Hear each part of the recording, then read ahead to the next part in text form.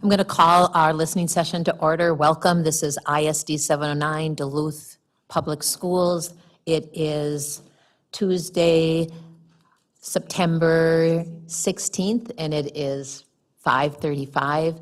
Again, this is our listening session, and we are pleased and welcome to have all of you here in the boardroom and for those that are watching on live stream. I'll turn it over to Clerk Mike Sell, who will take roll. Member Banks. Here. Member Jarek Eater is excused. Member Loeffler-Kemp. Here. Member Lofold. Here. I am Member Mike Sell. I'm here. Member Sadowski. Here. Member Williams. Here. Superintendent Magus. Here. Assistant Superintendent Bonds is excused. Deputy Clerk Zunich. Present. Executive Director of HR and Operations Severance. Present. Board Secretary Paquette. Here. And roll call is complete. Thank you. I'll now turn it over to Board Member Zadowski, and she is going to share with us our mission, vision, values, and our civility codes. Thanks. Our mission here at Duluth Public Schools is that every student every day will be empowered with learning opportunities for growth, creativity, and curiosity in preparation for their future in a global community. Our vision, Duluth Public Schools provides an academically engaging, safe, and inclusive environment with high expectations and responsible use of resources. Our core values include learning, excellence, equity, collaboration, and belonging.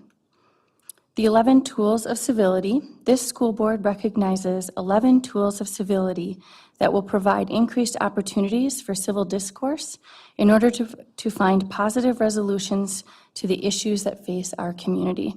These tools include pay attention, listen, be inclusive, don't gossip, show respect, be agreeable, apologize, give constructive criticism, take responsibility, be honest and care for others, and show your evidence, share your reasoning.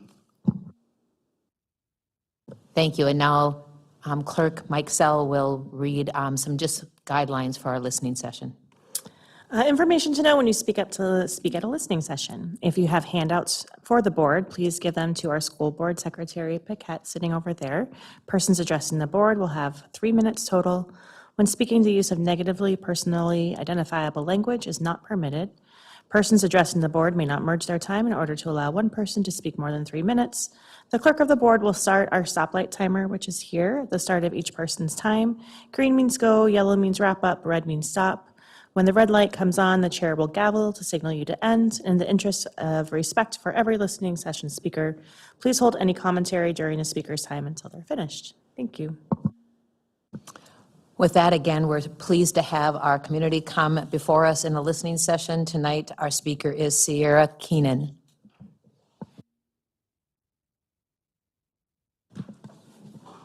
And then, yeah, the mic will have a green light if it's on, so press the button. Okay, that good? Okay. Okay, good evening. My name is Sierra Keenan. I'm a parent to 3 children in the Spanish immersion program at Myers-Wilkins, and I'm here today to talk about some of my concerns regarding the recent expansion of the Spanish program to Myers-Wilkins and to ask for increased support from the district in order to make this expansion a success. The first issue is the limited district support. The funding, materials, and resources promised to support the program thriving across 2 schools has not yet been adequately provided. One of the strengths of the Spanish program is the rich learning that happens in peer-to-peer environments, speaking Spanish with groups and peers. With the program split across 2 schools, opportunities for cross-school collaboration requires intentional planning and additional support from the district. Another issue is cramped classrooms. The decision to split the Spanish program was made to address the overcrowding that was occurring at Lowell. Now, crowding has been alleviated for some, but our Spanish immersion students at Myers-Wilkins are moved into even more crowded classroom conditions than ever.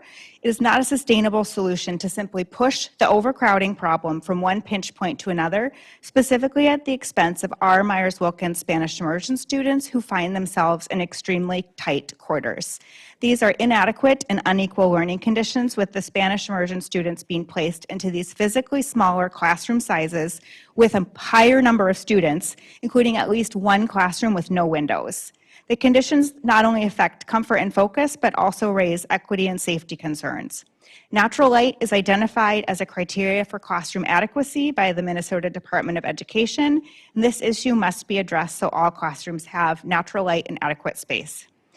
Perhaps most concerning is the feeling that families have not had their voices heard and concerns have gone unanswered. There has not appeared to be adequate transparency around how decisions are being made and how support is being provided to this transition. The district stated in January 2025 that support to families, the program, and both schools would be provided and emphasized they would do whatever it takes to make the expansion successful. So these resources appear to have not yet been delivered, but it's not too late. The community remains deeply invested in the success of the Spanish program, and timely support from the district is critical to make it a success. So I ask that the district prioritize the delivery of the promised resources and support, provide a meeting or listening session to families and staff to hear from the school about how things are going, provide a thorough assessment of the facility conditions and the space usage, including a plan to alleviate the overcrowding that is now occurring at Myers-Wilkins and assure all classrooms are equitable and conducive for learning, and provide transparent and consistent communication with families with opportunities for feedback and collaboration. I do think the district has the opportunity to make this program expansion a success, but it will require listening to the community and acting with urgency and care as we get the school year underway. Thank you for your time and attention to this matter.